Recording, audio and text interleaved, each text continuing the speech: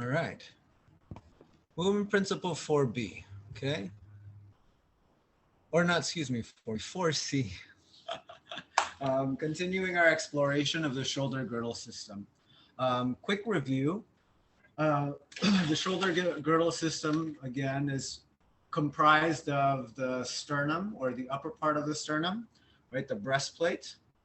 And then you have the clavicles that flank that, right? So you have the sternum in the middle, and the clavicles are the collarbones. And then finally, you have the shoulder blades, or scapula on either side, on the posterior side. And then the shoulder heads, or the humeral head, is the part that has the range of motion, right? And the scapula and the clavicle create stability, right? So your source of stability is going to be the scapula, and then the range of motion, or flexibility, mobility, happens in the arms. Right? You can kind of swing your arms around and interact with the world. Okay, so in 4A, just reviewing the 3 different segments, right, and then we'll dive right into the last one. 4A is when the arms are in neutral, and essentially what you're looking at is when the arms are in certain positions, what impact does that have in the shoulder blades, okay, in the clavicle, or excuse me, not clavicle, well, and the clavicle, but the scapula is what I was talking about, right? So whenever our arms are in the down by your sides position, out in the front, out to the sides, right, to certain degrees, the clavicle will start to move, and the shoulder blade will start to move, right? But for the most part, largely in a healthy body, it'll be sitting in a natural or neutral position, okay? So that's 4A. 4B, which is what we looked at last week, is when you begin to start to bring your arm behind your back. In order to do this, the scapula needs to begin to elevate or move up towards the head, right, superiorly, and then the bottom tip begins to angle back, and then the top part, or the spine part of the scapula, begins to tip forward, right? So it's almost like it's sliding up and then over the front, like over towards your chest, okay? And that makes sense too, right? So because it's bony, it's like literally a dense structure. It itself needs to move and tip forward so that the arm has space to go behind your back. And then now lastly, 4C, we are going to investigate what happens now when you begin to bring your arms over your head. It doesn't necessarily even matter how you get to the top of your head, whether you're coming from the front, right, or laterally from the side, right? Anytime your arm goes above the shoulder, that's considered flexion in the shoulder, yeah? So 4C proposes what happens, right? How do you accommodate the arm going up over your head? Okay? And that's the action, right? There's this thing called the Glenohumeral Rhythm, which is basically the glenoid system, right? Which is basically this little pocket that shoulder blade or scapula creates, and humeral, or the humeral head, your upper arm bone, right? The humerus. What is the relationship? The rhythm, right? Basically, in other words, what are the steps that this relationship needs to take in order to facilitate the lifting of the arm up over your head, right? And that's called the Glenohumeral Rhythm, yeah? And so let's look at that. What is the first step of this, okay? So we know that when we begin to bring our arm behind our back, it lifts up and tips forward, right? When you want to bring your arm up over your head, the scapula needs to descend or draw downwards, right, towards the hips or towards the floor. And then it needs to begin to tip back a little bit, and then it'll start to slide out to the side, right? when you bring the arm up overhead, so the rhythm, right? So the steps, basically. What are the steps to bring your arms up over your head? In a healthy, normal pattern, the scapula needs to descend or slide down the back, right? And that's activated by the latissimus dorsi, which is basically like this wing muscles. Like if you kind of think of a bodybuilder when they're like posing, like you'll see them like flare out their lats on the side, right? That's what pulls the shoulder blade down. So when you do that, you'll kind of feel like this kind of hugging in the side of your, like on the posterior side of your back, right, of your body. When you do that, it'll begin to drag the shoulder blades down and fix it in place. And then once you start to begin to bring your arm up over your head, right? Let's see, how is this? So let's say, you know, this is a scapula. Once you begin to come up this way, it begins to slide and follow the direction of the upper arm, right? So it goes up and over. So you see this, right? So it's like this. The arm starts to go up. The shoulder blade needs to slide along with the arm, right? Until it's angled, the cavity, right, or this process is in line with the upper arm. Okay, what else is there? Okay, so that's the effort, right? That's the effort. That's the first. Those are the different steps to get the arm up overhead. Now, if you begin to do this too much, and for whatever reason the chest is tight, or there's some kind of injury or misalignment in the shoulder blade or something going on in the neck, right? You begin to bring your arm up over your head. That begins to displace or create imbalance in the spine if you're not aware of it, right? If you begin to bring your arm up over your head and you are in a class, let's say one day we're together in a classroom, right? And you see everybody like, oh my God, yeah, their arms are way up over their head. Whereas maybe yourself or somebody else in the room, right? They're like, oh, I can only bring it here, but it's like, oh, I can bring my arm all the way up, right? And it looks like everybody else's, but essentially something was compromised, right? I had to displace the balance in my spine because if I strain my spine out, really my arm is only out here, right? And so the return for this, right, the more and more I bring my arm back, it's going to begin to create extension particularly in the thoracic spine or in the upper back, right? So I need to take this and then bring it back to the midline. Open the arm, bring the spine back to the center, right? So where is that Tadasana in the spine? Yeah. And I don't know if anybody's ever interested in inversions, handstands in particular, that closeness in the armpit, right? Or this not enough flexion in the shoulder will cause kind of what's called like a banana back, right? Because if the weight is back here, then your butt needs to kind of go out and that handstand is going to be all misaligned, right? So even when you're standing upside down on your hand, where is Tadasana, right? It's the same activations and feelings and sensations in the body, right? So it's less and less about like, oh yeah, look, I can bring my arm up over my head, right? But really, your arm is not all the way up over your head. It's your spine now that is an extension to make it look like your arm is up over your head, right? So if I balance once again, if I balance the spine out, the arm is really just out here, right? But if there's tightness or injury or anything like that, or just simple unawareness, right? And once I begin to bring my arm back, I need to realign the spine. Bring it back, realign, bring it back, realign, bring it back, realign. Okay.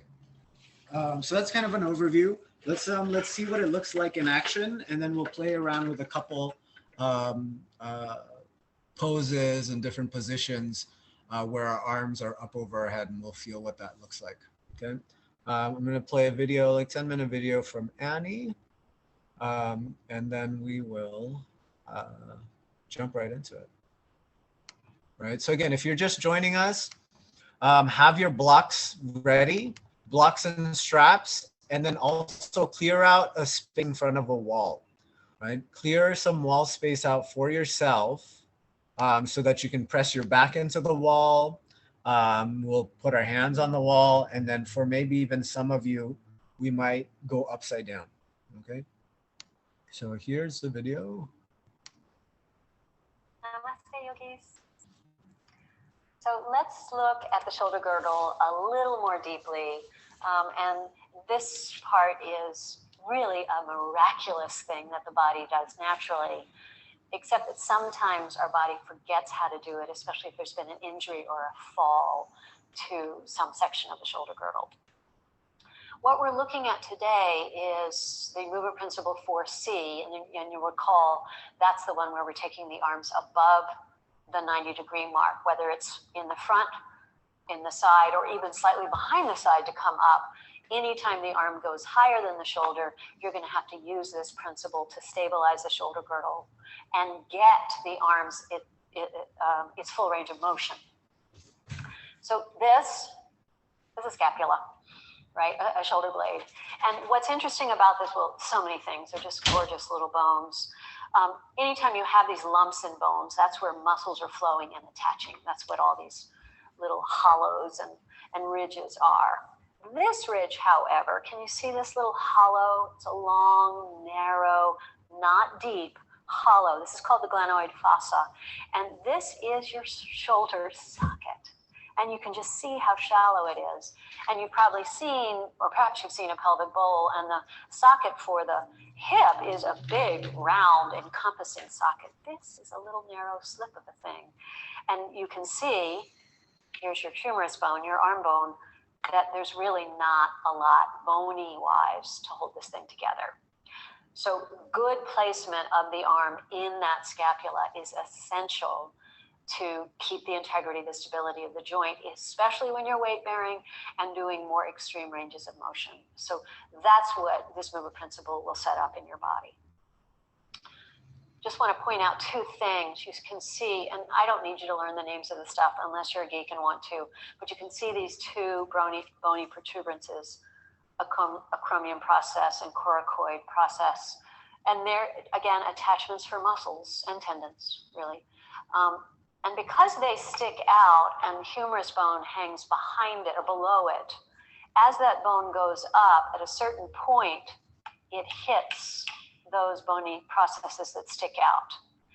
So I can't really take my arm much higher than 90 or 100 degrees before I run into what we call bony compression. I want to take my arms up. What do? I move the shoulder blade.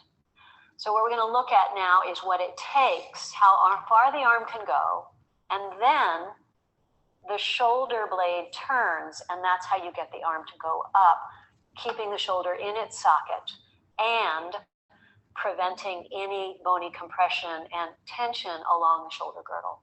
That's what this is all about.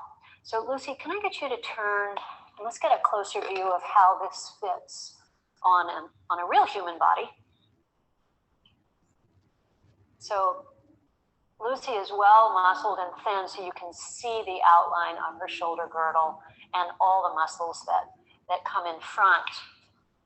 So your scapula, your shoulder blade, sits right there. And this positioning where the medial border, the inside border of the shoulder blade, this is neutral. So this is our positioning for that movement principle A when we're moving the arms down, right? You recall. And here you can see that as if I take my arm up and keep my shoulders down and my shoulder blade down the back, at a certain point, I'll be hitting on those processes, right? And it will feel stuck. It can even be painful. There's a lot of muscle tendons and even nerves that go through here that can be contracted, pushed on. It's just not a happy feeling. You feel stuck. So you can see that at that certain point, we need for the shoulder blade to move up. And you can see now with the shoulder blade in this position, the shoulder socket is facing virtually straight up to the sky. And the shoulder blade has moved. You see, this was that medial border has rotated. So the medial border is now on the diagonal. The shoulder socket, again, facing almost straight skyward.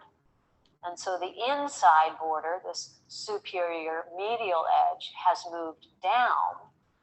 The outside border has rotated up, and this movement is called upward rotation of the shoulder blade. Right? And that's what allows the arms to go up freely and with that stability in the socket. So I'd like for us to do some simple movements now and just play with it in your own body, because as you recall, we're all different.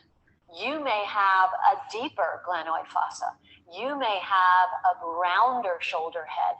You may have these processes that come further out or less far. So all of these things will impact to what degree you need more or less rotation and shoulder blade movement. So let's play with that now. Lucy, can I get you to face straight back? You can sit. Feel free to sit on that block if you like. Good. So I want you to do this with us. I'd like you to take your arms straight out to the side. Good. And so we're really looking at the shoulder blades to start. So I'd like for you to squeeze your shoulder blades all the way together. You see that? Generally called either adduction or retraction, bringing in. And she can get quite a squeeze, and that does draw the arm bones back. Now take your arms as far, your shoulder blades as far apart as you can. This is kind of normal. And then if you'll bring your arms sort of forward and around, get out of your way, you can see how much movement side to side. So this is that abduction, broadening of the shoulder blades we have here. So this would be like your Garudasana shape. And then go straight side again. Now let's look at arm humeral rotation. So would you turn your arms in, internal? This is that horrible turtle feeling. But can you see she didn't try to move her shoulder blades, but because the shoulder blade is the shoulder socket, as you turn that arm in, it will pull the shoulder blade with it. And that's why you have that horrible, I'm in a turtle shell feeling. And all of this tension happens. This shape is only useful because it sets the latissimus up to take the arms back. Normally, it's not a happy place to be. Now watch the change in the shoulder blade as she moves to neutral rotation. And then watch, she keeps going and she finds external rotation. And she, again, has not intended to move her shoulder blades, but the external rotation. And you can see here clearly on Lucy, this little muscle here, teres minor, one of the primary external rotators, one of those rotator cuff muscles, I'll get it, of those 4 rotator cuff muscles. This is one of the primary ones, and it is the thing that sets the shoulder blade and the arm bone in its steady place when you're in external rotation. Now come back to internal, sorry. Now with the arms in internal rotation, try to lift your arms up. And that is you running into those bony processes, and you cannot get your arms any higher. Some of you might get a little higher, some of you won't even get this high, doesn't matter. Now, if she turns, thank God, externally again, then that external rotation cues the shoulder blade. It's like pushing that elevator button and choosing the floor you want. So here she says, we're going up now. And with that external rotation, attaching strongly the arm bone to the rear plane of your shoulder blade. Now, keeping the rotation, she goes up. Now watch that shoulder blade. Look how it moves. Do you remember that movement? The shoulder blade is now fully in upward rotation. Her arm bone is still deep in the socket. So she has that feeling of integrity, which is essential. What pose are we in here? Handstand, downward dog, your Urdhva right? The big wheel shape pose. That's all possible because we have external rotation, which brings the shoulder blade into attention. And as those arms go up, the shoulder blade's fully in that upward rotation. Now, the next question, of course, is, well, but don't I want to keep my shoulders out of my ears? Yes and no. It's not quite black and white like we'd like it to be. With that external rotation, that outer arm is going to draw up, but I think you can see very clearly that the neck and the muscles of the upper back are flowing down. Try to get that. And, oh, that's your hard side. There you go. And this nice flat width on this side, you can see, is a little better than this one because there's been an injury in this poor dear body. Okay, so yes, the neck moves down and relaxes, but the outer shoulders actually rise with the shoulder blade for that strong, stable place that we need to be in for all of these 4C poses that we do. You want to relax your arms down now? Okay, thank you.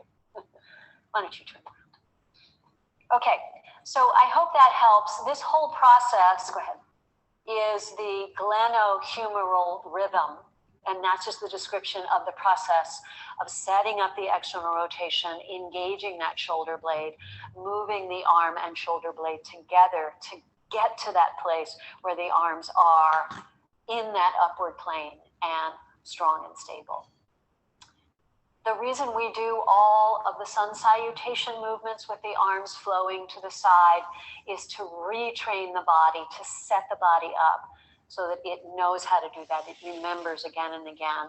And we have that muscle memory even as we develop more mindful awareness at the same time. Good idea to practice those circular movements. Good idea to make sure you're using the external rotation so that your shoulder blades will move into that shape each time you want to take your arms overhead. Hope this helps. Thank you. Namaste. Thanks, Lucy.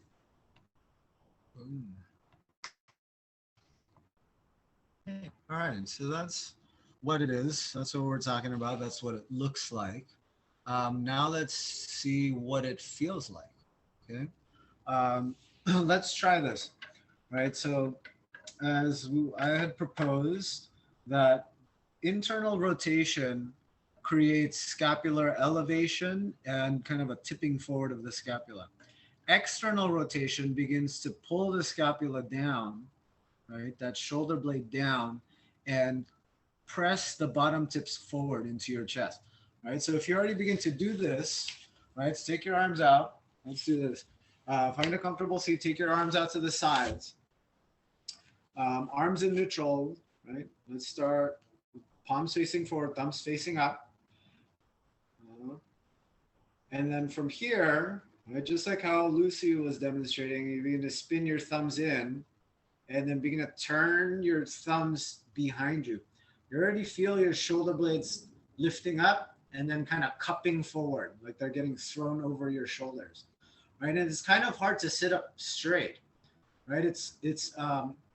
The shoulder blades are forcing flexion, particularly in your upper back. And it's like a little bit crunchy in your neck, right? If you try to keep your head neutral, right? Then sooner or later it's like, okay, I give up, and your head will just start to go like, okay, I'll follow the rest of the spine. I'll just let my head dip down, right?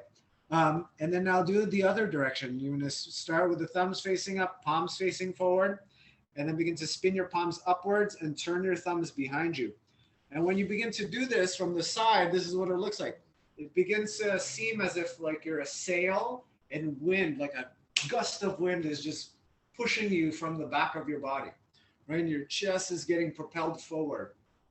But you'll notice here, now the shoulder blades begin to pull downwards, and then those bottom tips of the shoulder blades, that pointy part of the shoulder blade, begin to get pressed forward, right? So this is the effort. This is what we want to initiate, right? So that the shoulder blade gets out of the way and begins to follow the arms when you begin to bring them up over your head. Yeah, we'll do that a couple times. Palms facing up, thumbs begin to spin back, shoulder blades slide down, then the shoulder blades begin to move into upward rotation as you bring your arms up over your head. Spread your fingers, reach all the way out through your fingers. Good. And then now if we continue to do this, again, the chest is starting to press forward, right? So here we'll move with our breath. You're going to inhale, let the collarbone lift up like it's a shield coming over your face. Then as you exhale, you're going to take your bottom ribs and then tip them into your back. Right? Inhale, pull your thumbs back. And instead of pressing the wind forward into your chest. Let it lift the front of your collarbone up towards your face. Then as you exhale, tip your bottom ribs into your back without letting your arms get flung forward. Right? And we'll do this at the wall. Take one more breath here. Collarbone rises, doesn't get pushed forward, lifts up towards the face. Then exhale, draw your bottom ribs in. It feels like somebody has their hands in the back of your shirt and they're pulling you up. Cool. Spread the arms out to the sides and then all the way back down. So take a second here, let your arms rest by your sides, feel the sensations, right, along the forearms, through the fingers, upper arms, even an attention and awareness and understanding there in the shoulder blades. Cool. And then to highlight that point, let's go ahead and try to lift the arms now, right? In internal rotation, when the shoulder blade lifts up and is tipping forward, right? It's in the way. So you need to take your arms out, back out to the sides, palms facing forward, thumbs up. And I want you to spin your palms forward and down and keep turning till your thumbs point down. Then maybe they start to point behind you and the palms maybe facing up towards the ceiling. Now the shoulder blade has lifted up and slid forward, the head of it. Now try to lift your arms up over your head. You might not even get any further than this, right? But keep spinning, internal rotation. You'll really feel like, oh, I was just able to bring my arms up over my head, right? What is happening here? There's this bone now that's capped over your arm, and you cannot bring your arm any higher than that. Okay, now begin to spin your thumbs forward, spin them up, palms face up, thumbs begin to spin behind you, shoulder blades are now out of the way. Voila, bring your arms up over your head. Cool. Palms go outwards, begin to spread them back down towards the floor, keep reaching out through your fingers, and then now they're down by your sides. Awesome. Okay, let's go ahead and lie down on our back.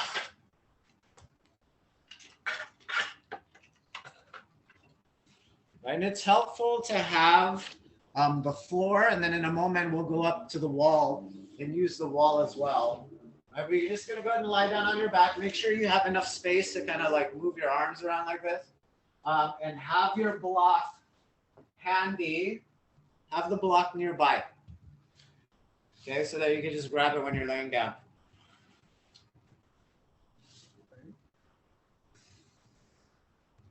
We'll position the legs bent, knees bent, so that the hips are, they're not confused about trying to join the party. We just focus on what's happening in the shoulder blades. Right? So just have your arms down by your sides. And let's take 2 deep breaths, right? Let your eyes settle on something on the ceiling. Looking at something, right? But really staring at nothing. Take a full inhale through your nose. Sigh out of your mouth. Let your skin soften, your muscles relax, almost like they're melting into the bones. One more breath like that. In through your nose. Simple sigh out of the mouth and go ahead and close your eyes.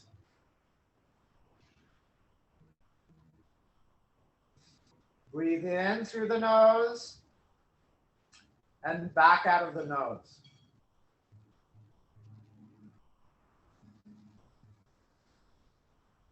Run through your senses, allow them to welcome and invite you into this very specific moment.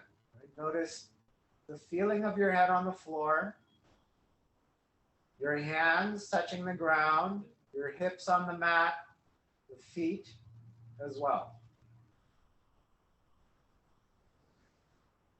Notice sounds for a moment. No need to try to figure out what they are. Just be like, oh, okay, a sound. It comes and it goes.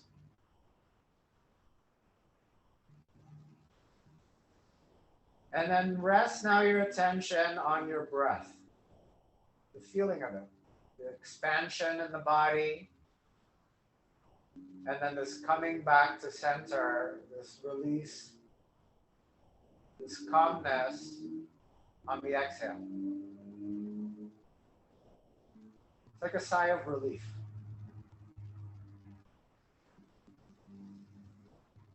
Good. And then now hone in a little bit more into the details of your shoulder blades. Right? You have your shoulders on the floor. Right? Remaining still, notice how they lay on the ground. Maybe one's hiked up, maybe the shape of one, you can really sense the different shapes between the right and left shoulder blade.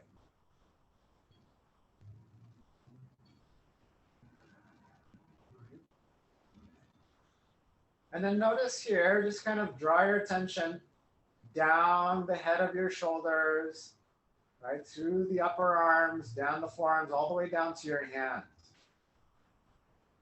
Right? Without having to look or even open your eyes, right, just keeping your eyes closed. Sense here, just for a moment, what direction is your palms facing? Right? Are they facing up? Do they want to roll in? Do they face outwards, right? Are your thumbnails touching the floor? Is it different on the right and left side?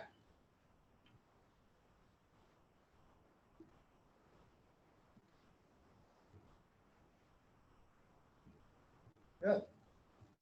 And then now we're just going to begin to move, right? Let's see if you can move in such a way that you're very interested in every single moment of the movement, right? You're not just trying to get to one particular place, but noticing the infinite moments in between. So the action now here is to spin your palms, thumbs up, and then palms down towards the floor, and then begin to spin your palms away from you, right? So your thumbs downing into the ground. And then just pause there for a second. What happened to the shoulder blades? Most likely, the outer edges, the outer rims began to peel off of the floor, right? That medial border or the center lines begin to kind of bowl into the ground, right? And then your chest begins to press downwards into the mat. Good. And then now begin to slowly spin your thumbs back in towards the sides of your body, palms down. Thumbs begin to point up. And then begin to spin the palms. Feel the elbows spinning. Feel the shoulder head spinning. Spin now again, your thumbs down. And then the palms facing away. And then maybe if you can keep going, imagine that you can touch the floor with the palms. Notice now what happened here in your shoulder blades. They began to squeeze together, your chest bursts up into the sky, the bottom tips of your shoulder blades pressing into your chest, and then they feel like they're getting pulled down towards your hips, right, the shoulder blades. Good, and then that's the direction, right? Try that a couple times. You're gonna spin the palms down, thumbs in, spin them downwards, palms out, internal rotation. Right? And little by little, you just begin to do that. It's obvious that the hands, fingers are moving, but can you feel the deeper actions happening closer and closer to the midline of your body? Shoulder blades are moving as well. It's a little bit more subtle. Moving from internal to external rotation. Good. And then now this time, go all the way back into internal rotation. Right? Palms down, thumbs in, and then turn, turn, turn. And then now slowly try to keep turning your thumbs down. Try to bring your arms up over your head. Making the pattern, or excuse me, the path of a snow angel. Right? Like you're trying to do snow angels in the snow. Keep spinning your thumbs down. Try to bring your arms out to the sides and up over your head. You're going to get stuck at some point, I guarantee it. Good. And then now begin to turn, turn, turn, turn, turn your thumbs the other direction. Palms face up, feel the shoulder blades slide down. And then now try to bring your arms, swing them up over your head. Okay, now reach up, up, up as far up through your fingertips as you can. And then set your shoulder blades back down. Squeeze them downwards, right? You don't have to drag them all the way down, but squeeze them down towards your hips. Good. And for most of you, right, when you have your arms up over your head, what has happened to the arch of your lower back? Right? As you inhale, let the collarbone inflate like a wave crashing over your face. Then now as you exhale, try to push your bottom ribs down into the floor, right? Those floating 11th and 12th ribs back into the ground. Now keep your arms reaching overhead. Take another inhale through your nose, lifting the collar. Exhale, press your bottom ribs back down to the floor. Keep them close to the ground. Take another inhale, collarbone is lifting. Exhale, bottom ribs hug in. Try to wrap your armpits in towards your face, like you're trying to scratch your nose with your armpits. Good. And then bring your arms back by your sides. Let them relax. Feel the blood pumping, right? Maybe a warmth or tingling through the fingers, through the arms. Easy breaths. Very full and natural.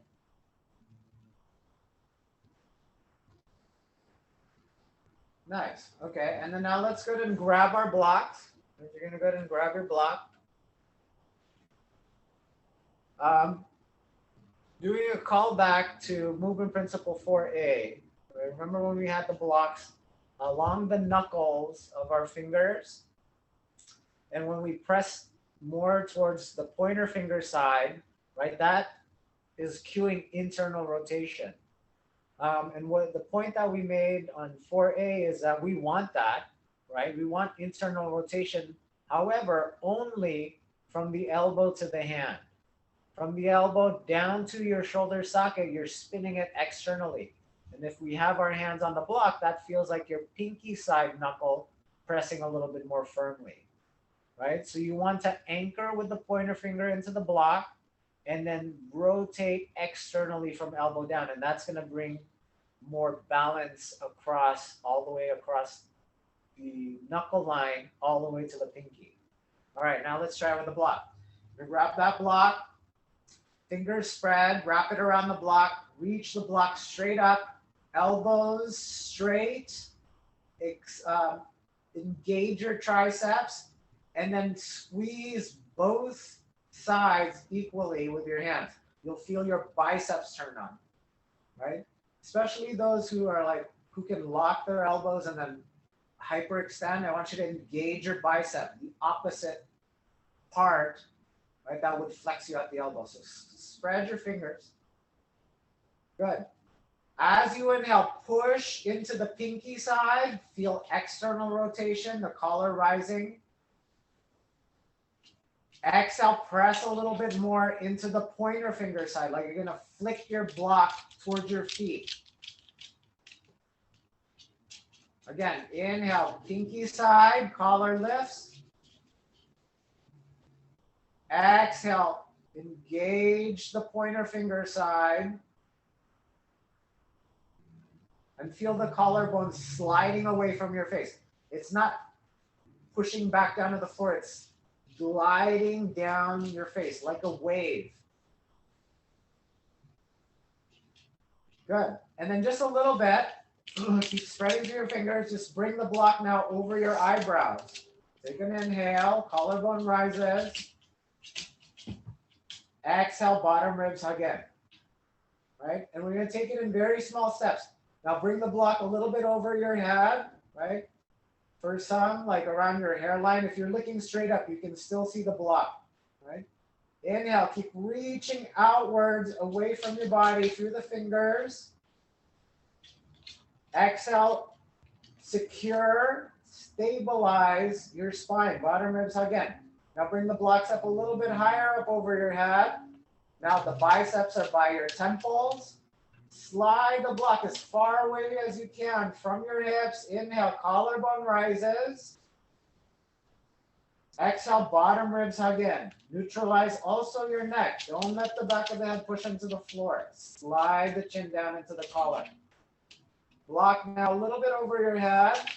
Now at this point, most of your chest is probably going to start to pop up towards the ceiling.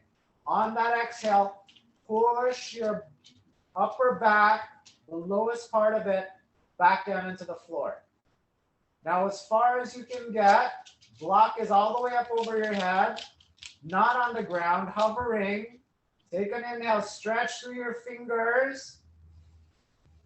Exhale, bottom ribs hug in. Keep your bottom ribs hugged in.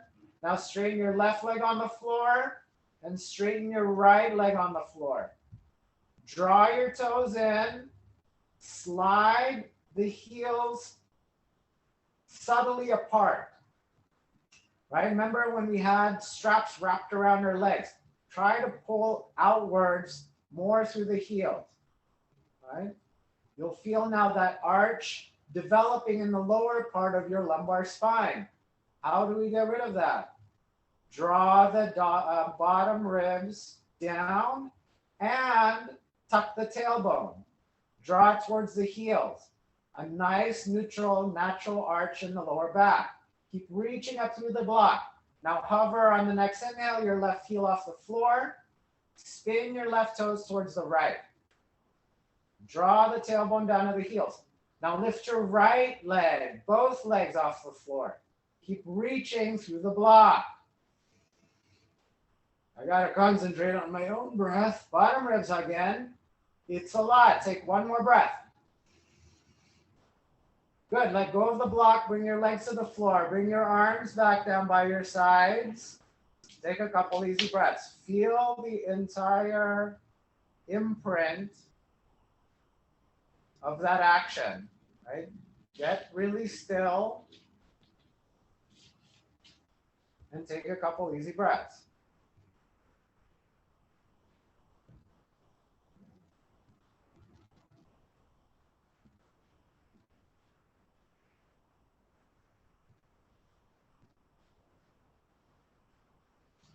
Congratulations, you just did a handstand lying down on your back. Okay? Now, now go ahead and flip yourself around. Right? We're gonna lie down on our belly. Oh, we will be now prone, right? Prone on your stomach. You're gonna go to now have the block up over your head. Let me try to reposition myself like this. All right, so now the block is here up over your head. Stretch the fingers as far away from you as you can. Your big toes, the inside of your big toes are touching, your heels are not touching. In fact, try to spin your heels outwards. You'll feel your butt starting to point up towards the ceiling, right? To exaggerate it, it's like your butt's getting pulled up towards the sky with a string. To counter that, push your knees down into the floor a little bit and then draw your tailbone down towards the heels. It's like you're trying to suction your belly off of the floor. Okay, squeeze the inner thighs together. Slide the block as far away from your face, your head as you can. Push now the pinkies downwards into the floor. Point your nose down to the ground. Feel this release in the back of your neck. Keep stretching the block, block, block. Lift the block a 1/4 inch off the floor, just a little bit. Hug the bottom ribs in. Keep pointing your toes, reaching your fingers. Engage your triceps. Try to squeeze your nose with your arm. And then lower the block. Couple easy breaths. Right, you can stack your hands, let your legs kind of flare out. Heels spin out.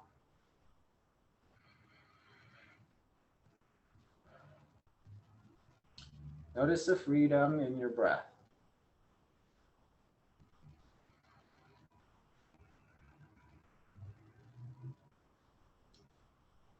Congratulations, you just did handstands on your belly. Okay, now let's go ahead and take ourselves to our wall. All right, so get up.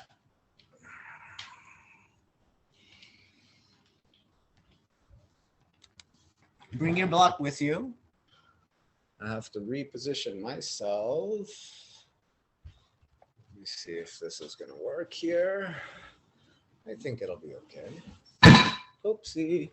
Give me 1 second. I think I knocked over a plant. Oh no.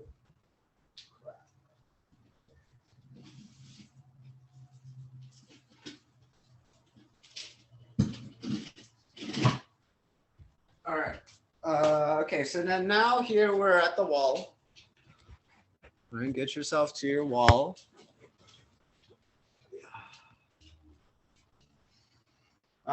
And then the positioning here in the legs, right? You're gonna have your feet about hip distance wide. Step a little bit forward, maybe about a foot, 1.5 feet at the most. Knees are bent a little bit.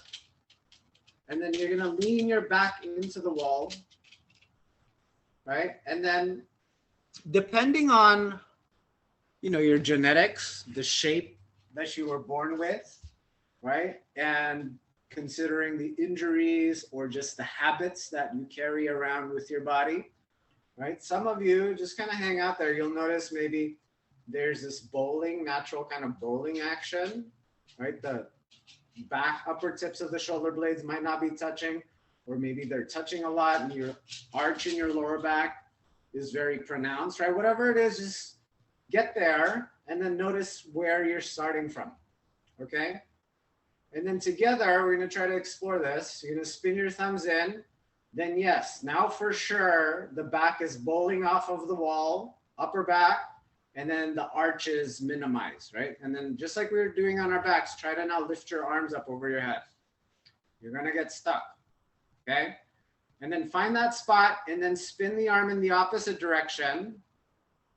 Then you'll really feel the shoulder blades starting to slide down, right? Then your arch might come back. So push your bottom ribs into the wall and then begin to slowly bring the arms all the way up over your head. Try to run your arm all the way, your thumb, along the wall. So it's way, all the way clearly up over your head. Right? Once you got your arms up over your head, keep spinning your arms like you're gonna hug your face with your armpits. As you inhale, your collarbone kind of slides up over your face. Then as you exhale, press your bottom ribs into the wall. One more breath like that. Inhale, the collarbones wave up towards the face. As you exhale, tip your bottom ribs. Try to keep your thumbs touching the wall. Good. And then take your arms out to the sides. Keep your shoulder blades flush to the wall. And then arms back all the way, hanging by your sides. Right? Go ahead and take a step forward. Take a couple breaths like this. Okay, now let's go ahead and take it with our block. Okay, so now you're gonna grab your block. You're gonna hold the block same way, right? We're gonna position the legs, same position, right? But this time you have the block, just like how you were doing it lying down. You're gonna place the block around the knuckle line of your hand. Spread your fingers out. And then reach the block straight out in front of you. Right? This action of trying to reach forward, you'll feel kind of that similar spreading of the shoulder blades, right? This protraction of the shoulder blades that you would kind of feel in internal rotation, right? That's fine. Keep doing that. And then keep reaching your arms forward and then just pull your upper arms straight back. That's going to pin your shoulder blades into the wall. Now press a little bit more into your pinkies and then lift the block up by your eyes. Good, and then pause there. Great, and then keep pressing into the pinkies a little bit higher towards now your hairline. Keep spreading the shoulder blades and then pulling the upper arms back. Lift up a little bit more. Now maybe a little bit over your head. Pull the shoulder blades down. And then for some of you, you might begin to notice your back is going to start to arch off of the wall. Exhale, push the bottom ribs into the wall. Bring the arms up a little bit more. Maybe this is as far as you can get before it starts to turn into this, right? Keep pushing the bottom ribs into the wall. Try to find how high you can get your arms up over your head. Press the bottom ribs into the wall. Right? If you can get the arms by the ears, maybe even a little bit behind, the block is touching the wall. If you got that, keep reaching the fingers away from your head. Soften the back of your neck, right? Don't let it get yanked and crowded. Draw the chin downwards, meet the chin to the collar. Right, so let the collar rise up towards your chin. Soften the bottom ribs. Take one more breath. Get really tall. Bottom ribs hug in. Good, let it go. Bring the block down. Take a couple breaths. Nice and easy. Cool. Okay. Now let's go ahead and face the wall. Okay. You're going to go ahead and turn and face the wall. You're going to put your hands up against the wall. And essentially, we're going to be doing downward facing dog using the wall, right? So the same actions, what you would do in down dog, right? You want to tip or find that dog tilt, spinning the heels in, right? If you look at the feet, right? They're spinning outwards. Right, so to exaggerate from the outside, this is what it looks like, but they're stable, right? Just from the inside, I'm actively trying to push my heels apart, and that's going to cue my butt to start to come into that position to create flexion in the hip. Okay, so you're going to stand here up against the wall, place both hands up against the wall, elbows by your sides, and then hands are right out of the elbows, right? Straight, horizontal to the ground. And then you're going to walk yourself back until your arms are by your ears, right? And let's just hang out here for a second. Toes pointing straight ahead. Use the second biggest toes to line and align itself, right? So they're parallel, the outside edges. Spin your heels out. You'll start to feel your butt angle up. And then, yeah, just let your head peek down through your arms. Right? You can even let your head hang for a couple moments. Right? So here we have both flexion in the shoulder, super big flexion in the shoulder, and spinal extension. Okay? So we'll just hang out here. Right? Especially those who are hypermobile or very, very bendy. Some of you might even look like, you know, you're like bending backwards, right? For some of us, it might more look like this, right? And that's fine. Angle your hips. Try to internally rotate. Bend your knees, internally rotate. Bend your knees, internally rotate, right? And then, okay, just let your chest fall towards the floor, right? We'll just arch the back, and that's okay for now. Good. And then now go ahead and begin to walk forward back into the wall. And then now I want you to slide your butt up against the wall. Maybe the feet again are about a foot away from the wall. And then slide your butt up the wall. And just take a couple breaths in a fold. And let your head hang. There's a softness in your knees, right? And there's still just a very subtle feeling of trying to scrape your heels apart.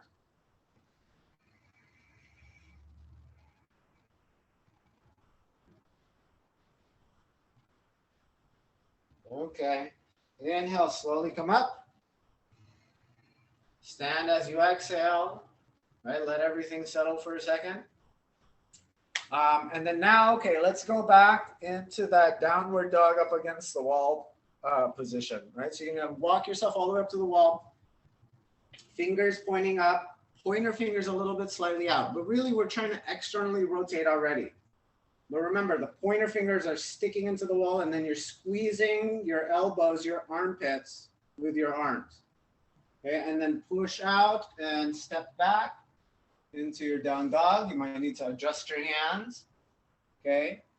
And then now let's try to calibrate, right? Find that dog tilt. As you inhale, keep pushing your hands into the wall. Feel that propelling your butt further and further away from the wall. As you exhale now, let's balance the pelvis out. Pull your bottom belly up into the spine. Good. Now on your next inhale, lift your collar. Let your collar slide up towards your thumbs, towards the hands. And then this time, as you exhale, keep everything steady, but you want to feel as if you're pulling your hands down into the floor and your bottom ribs hug up into your back. Okay? Again, a couple more breaths. As you inhale, now begin to neutralize your spine. Inhale, collar washes over the face. Tailbone draws back. Then exhale, tailbone tucks down towards the heels, bottom ribs tip up into the spine, and then the back of the head is long, right? Neutral, from your butt to your head, your spine is in Tadasana. Take one more breath. Inhale, keep pressing vigorously into the wall. Exhale, hug the armpits in toward your face. Lift your bottom ribs. Very good. And then now walk your feet back into the wall. And let's take a simple forward fold. Right? A little bit away from the wall. Slide your butt up the wall. Let your head hang and dangle to the ground.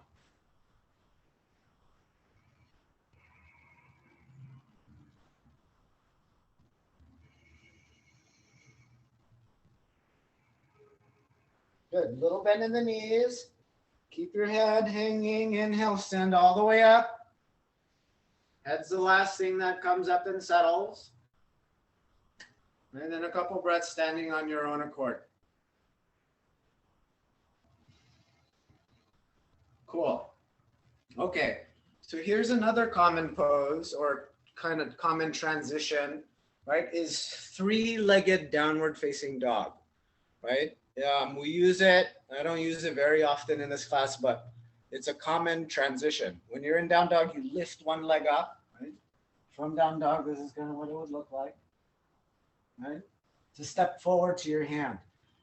We're going to do that with the wall, okay, essentially. And it's going to look like a supported warrior three, right? So hopefully now you're beginning to see like, oh, these are very similar shapes, just in different directions, right? But what's more important or super interesting about that is, what is this connection and feeling in my body when I'm in these different positions, which is really the same positions, but just in different angles, right? You're just doing different things with your arms and your legs. All right, so hands up against the wall, step it back. I'm gonna point it at my legs, right? Okay, so now find your down dog here like this against the wall. We'll start, tailbone lifts, heels begin to spread apart like you're trying to rub gum off the bottom of your heels. Now, angle your tailbone straight back behind you. Use your hands to push into the wall. Squeeze now your armpits into your face and levelize your head, right? So don't look up at your hands and also don't let your head dangle. That's going to impact what's happening, not just in your neck, but also in your upper back, right? Inhale, collarbone lifts towards the thumbs. Exhale, bottom ribs hug in. So you're straight from your butt to your head. Now you're going to bring your feet a little bit closer together. Your big toes may be touching one another. Okay, and then now from here, you're going to tuck your left knee into your chest. And then begin to slowly keep, like you're sliding your inner thighs together. You're going to begin to strain your left leg straight back behind you.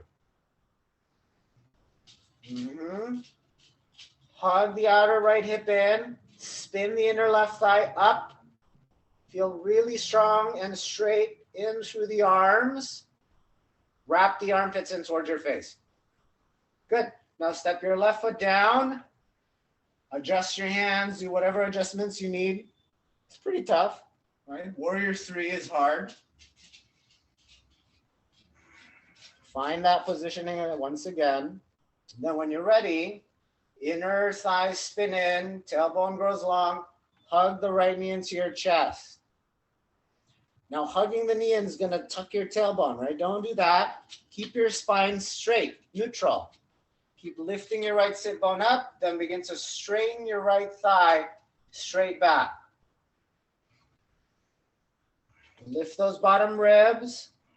Hug the armpits in. Full deep breaths. Straight right leg behind you. And then step that foot. Step, step, step forward.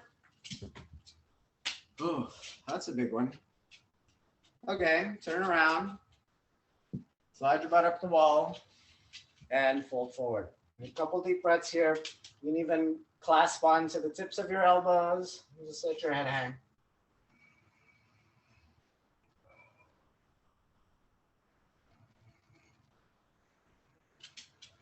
Okay. And then inhale, slowly stand.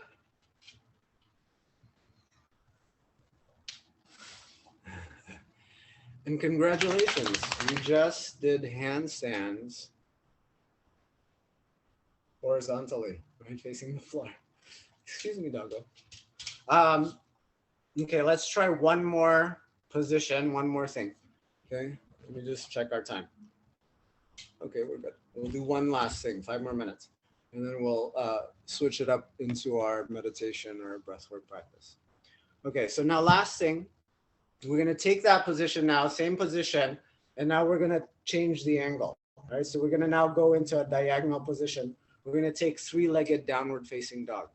Yeah, it's a sweaty practice for sure. Okay, so we'll use the wall here. Go ahead and find your down dog. Give yourself, I don't know, maybe like 4, 5, 6 inches of your fingers away from the wall, right? The base of the wall. And then come up onto the balls of your feet, right? That'll give you some space. Bend the knees a little bit. And then just work to slide your butt up as high as you can, away from your hand. Right? Knees are bent a little bit. You're on the balls of the feet. Butt is getting flung up over your hands. See if you can keep that. Now you're going to slowly begin to lower the heels back down to the floor. Don't let that pull your butt down, right? Don't even worry about getting the heels to the floor. Just focus on lifting the tailbone up. Okay, and then now from here, collarbone, just like we were doing with the block, on our back, on our belly, on the wall, lift it towards your thumbs. And then as you exhale, push your hands down into the floor and then hug your bottom ribs in, but don't let it collapse you. All right? And then just feel, test out your down dog. All of these little pieces we've been doing, right? This is an awesome place to feel all of those little different adjustments from all the movement principles that we've been working on, okay? So then now you're gonna step the feet a little bit closer together, hug your left knee into your chest, right? Make sure that your back end starts around. Instead, try to fling your butt back over your shoulders. Good, and then from there, gliding your inner thighs together, you're gonna begin to strain your left leg up and back.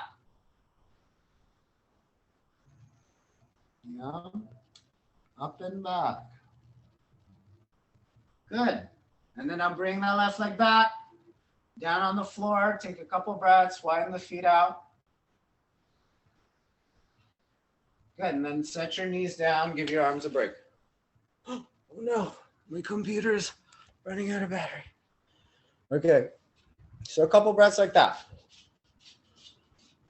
Let's plug this in. All right, and then when you're ready, get yourself back into that down dog. Right? We'll keep ourselves up against the wall. Need to adjust myself. Set yourself up in that down dog. Come up onto the balls of your feet. Push the knees forward. Tip your tailbone like it's gonna tumble down your back.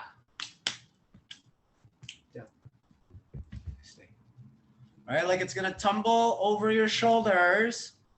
And then now do the same with your arms. Try to lift the arms by your ears and then press your bottom ribs in, right? So the feet are close together. Now hug your right knee into your chest, only the knee into the chest. Don't curl yourself up, okay? Keep flinging your butt up over your shoulder. And then glide your thighs together and begin to straighten your right leg straight up and back. Feel like this is the same thing we were doing, right? Up against the wall. Arms are overhead. Right leg is straight. Left leg is on the floor. Good. Now bring the right knee back into the chest. Stand back down into down dog. Walk your feet or your hands towards your feet. Forward fold and take your time. Inhale, slowly come all the way up to standing. Okay. We've done it lying on our backs, lying on our bellies, facing the floor, horizontal. Now we're going to try this upside down. Dun, dun, dun.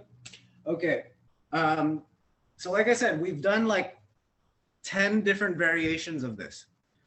If at any point you're just like, oh, I'm missing the point, I don't understand this feeling in this place, stay there, right? If you're like, okay, this is kind of making sense and I'm kind of down to try it in something maybe I've never done before, right? We're going to try to get ourselves into a handstand using the wall. The first step here is getting into downward facing dog, right?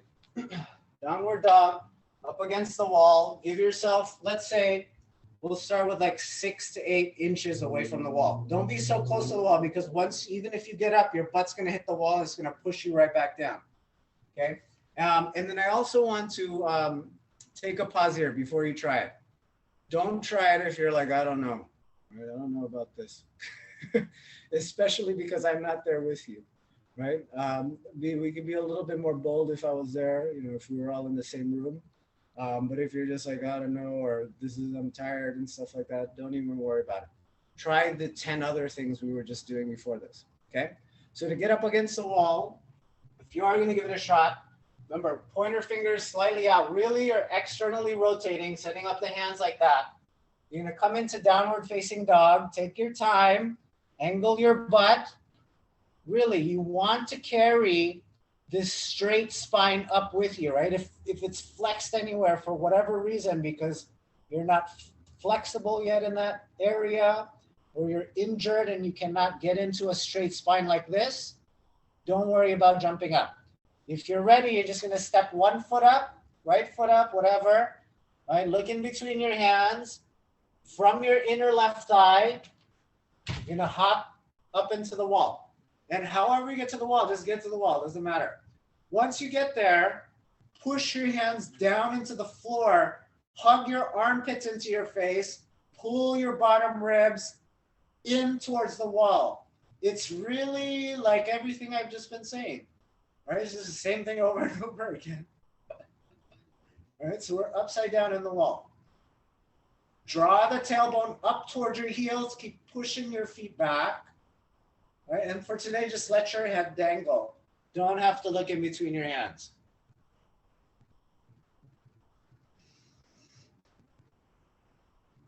Okay. And to get down, tuck your knee into your chest. Bring your feet down. Let's take a couple deep breaths. Right, now's a good time. If you have any questions, ask questions. Let's say we're going to play with this for like 2 more minutes. Any of those variations, try to get yourself up against the wall. Or lay back on your back and do that block stuff, right? This is like another minute or so. If you have very specific questions about what's going on, ask away. Share your video too, because it's helpful if I could see you, if you have any very specific questions. You saying something? Chris? Oh yeah, my mic was muted. I'm hopping up, but like I'm still not carrying because like I can't carry like I feel stable in my arms, but once my legs get midway, I fall back. How do I like push myself over? Yeah. Like what am I doing? You would think of it as just as best as you can, trying to maintain movement principle number 1, which is balance in your spine. When you start to get the legs involved, right, to move your pelvis around, and then your spine is kind of out of whack. So like when you try to get up, then you got to kind of maneuver your spine back, right? So don't even worry about like, oh, I have to get up. Well, I mean, It depends. It depends on what you're trying to do. Like, can you get up at all? Can you get up into the wall? No, I fall back halfway. Yeah. Maybe that's it. That's just what you're working on today. Okay, that's where I'm at right now. Okay, That's it. that's fine. I'll take it. Yeah. But that's good that you can feel like this stability in your shoulders, that you're like, oh, I'm confident enough in what I'm feeling that I'm even trying this. Right. Yeah, no, I feel strong at the bottom. Like I feel like I can hold myself up and I feel straight in my back. It's just my legs don't want to participate. Yeah, I mean, and it depends on, like, if you could get yourself up, it depends on what you're trying to focus on. Like, if you can get up, then just get up is my suggestion, right? But once you're up, oftentimes what happens to people is their arms are out here and then their spine is all up, right? So you got to pull your bottom ribs in and then push your arm up and out of your shoulder, like into the floor. So you right. My concern is that I'd collapse in to get comfortable and just Right. Yeah, and then because you're upside down, when you kind of are not activating that stuff, it just kind of like right. it feels really like heavy. But a very interesting parallel is like, when you're standing up, you're not like, dang, this is so heavy. Right. You're standing on your feet. You don't even think about it. And so, like, what I'm trying to get at is, when you're upside down on your hands and everything is stacked on top of each other, you're just like, it won't be heavy. It's hard because maybe you don't walk around on your hands all the time, but it's not like, instantly when you stand on your feet, you're like, man, I don't know how I'm going to stay up like this. It's just like, okay, I could do this. Okay, so let's bring it back together. Let's wrap that up. Let me click this shot. Yeah, me too. Yeah. All right, so that's bringing your arms up over your head. Those are some of the things that we could do. Some, like, traditional yoga poses that include bringing your arms up over your head. But anyways, if you're sticking around, grab your block. Let's go and sit down. We're gonna add another dimension to our 4-part breath. Okay, we're gonna explore today Kapalabhati, or breath of fire. What it sounds like, what it looks like, is you're creating this hyperventilation in your body, right? And the instructions for it is, you take an inhale, and it's all done through the nose. Keep your lips closed. A nice little exercise too when you're doing your breathwork practice is put a little piece of tape on your mouth. I find that a very interesting tool. But anyway, so this fire breath, it's very quick bursts of exhalations. You don't have to worry too much about the inhale, because when you're forcefully doing these quick bursts of exhales, you're going to naturally inhale. Okay. The structure of it we'll stick to 3 rounds of 30, right? So to demonstrate, this is what it's going to look and sound like. I'm going to inhale, and then it's, right? So I'm working to pull my navel into my spine, and it really sounds like, your dad trying to blow their nose, right? That sound, right? And that's it. That's gonna be the main layer of it. A couple more things after that, right? I'll do the count. Don't worry about counting.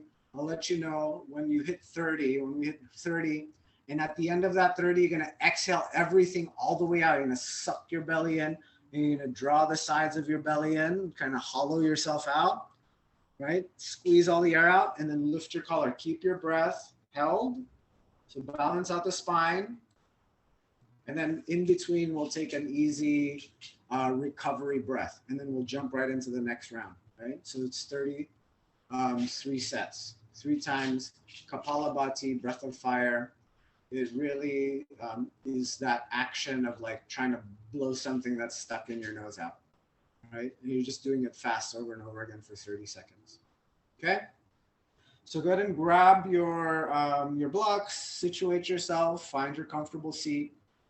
Take your arms straight down across your knees, flare your fingers out, spread them out as wide as you can.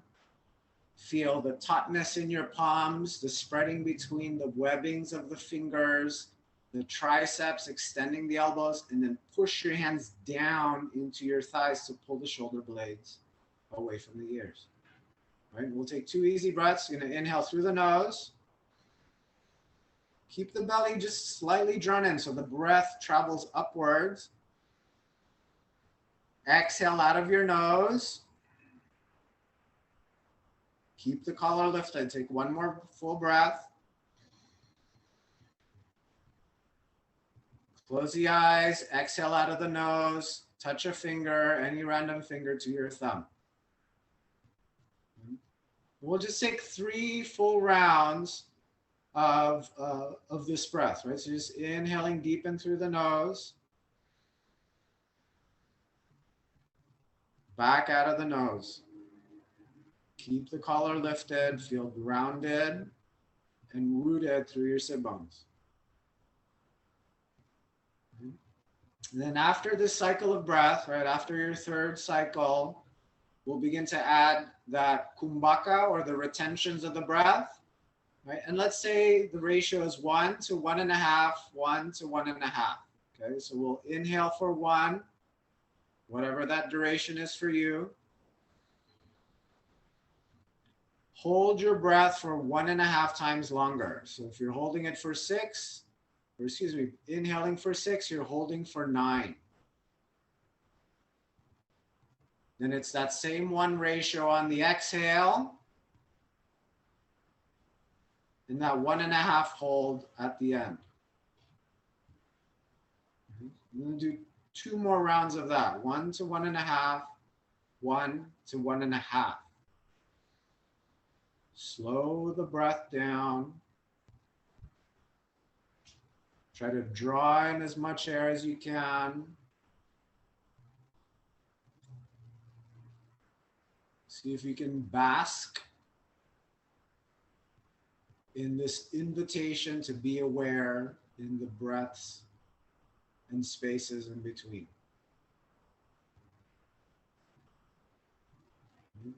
Just 1 more cycle like that. 1 to 1.5, 1 to 1.5.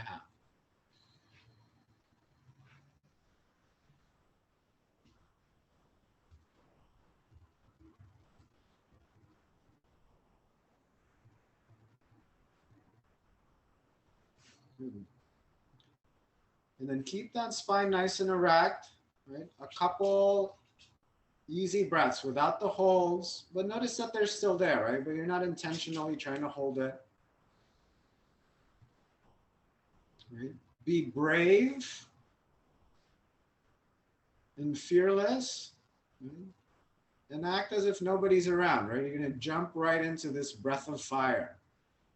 Empty the breath, empty the body all the way out. Take a smooth inhale. Good. Keep the collar lifted, arms super straight. 30.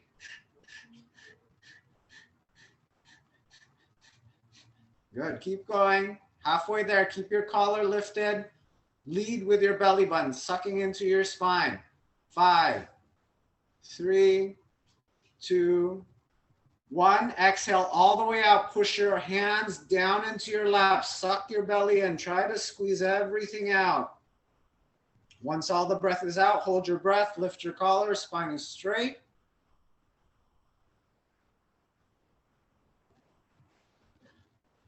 And if you need to take that inhale now, relax your stomach softly. Smooth, slow inhale.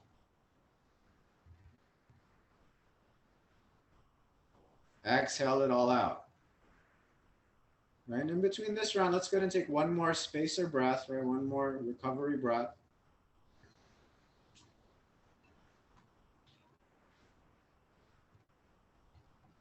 Good, setting up for a second round, round 2. Take an inhale through your nose. Breath of fire. Quick burst, exhale through your nose, 30 seconds, belly pistoning, right? Drawing belly button, pulling into the spine. Good, halfway there. 5, 3, 2, 1. Everything out. Exhale, exhale, exhale, exhale. Pull the belly in. Let the spine come into a little bit of flexion just to draw that breath out. Keep sucking your belly in. Sit up tall. Hold, hold, hold as long as you can.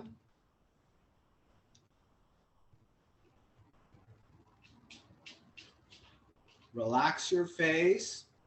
And if you're ready for that inhale, you just slowly relax your stomach. Smooth inhale through the nose. Easy exhale out. All right, let's just do one more recovery breath in between. And then we'll dive right into that final round of breath of fire. Good. Set up with an inhale, nice and full. Don't rush it. Quick burst, 30.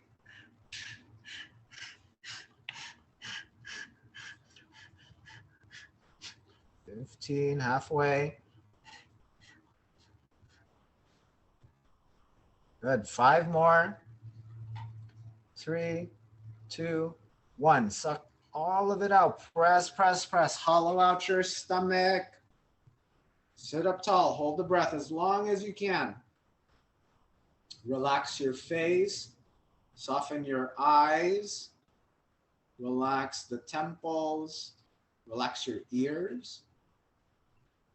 Keep the arms straight. Spine is tall. When you're ready for that breath, soften your belly. Allow the lungs to naturally inflate, right? Expand and naturally pull the breath in. No need to flounder for that breath. A couple easy breaths.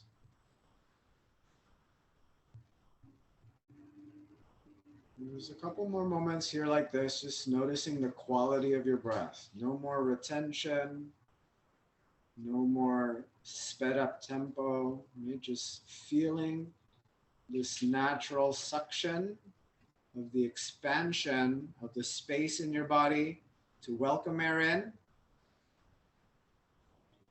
right? And this natural contraction of coming back to the midline of the inside of the body to press the air out.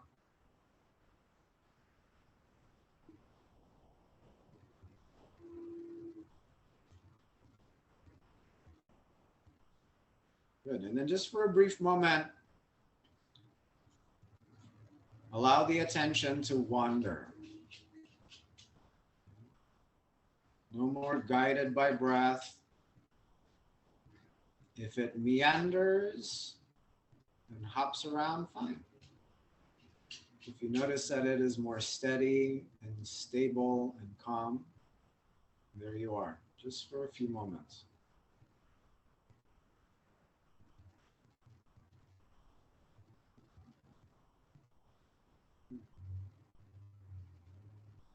And then point that attention back to the sensations, right? Notice sounds.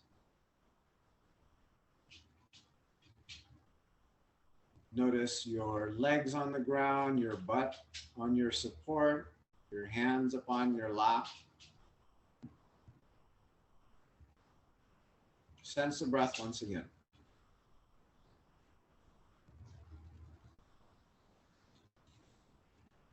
Good. We'll close the practice together with the palms touching right in front of the heart, the sternum.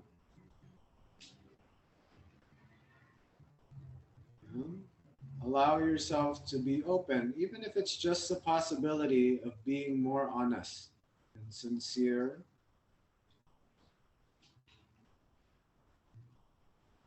And then lastly, the knuckles of your thumb, press it into the center of your eyebrows.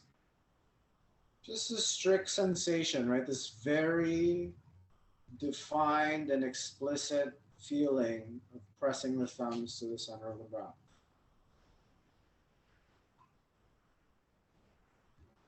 This presentness and whole awareness.